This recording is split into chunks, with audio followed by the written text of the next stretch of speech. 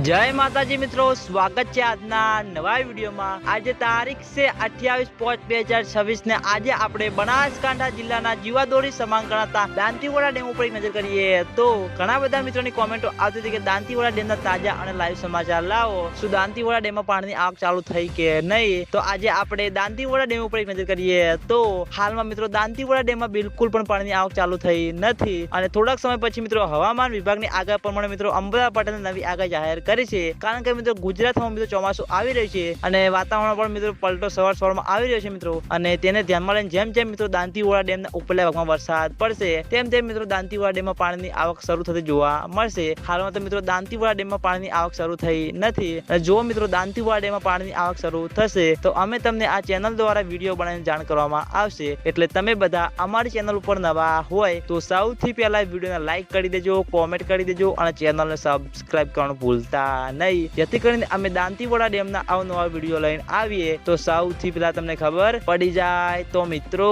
જય માતાજી।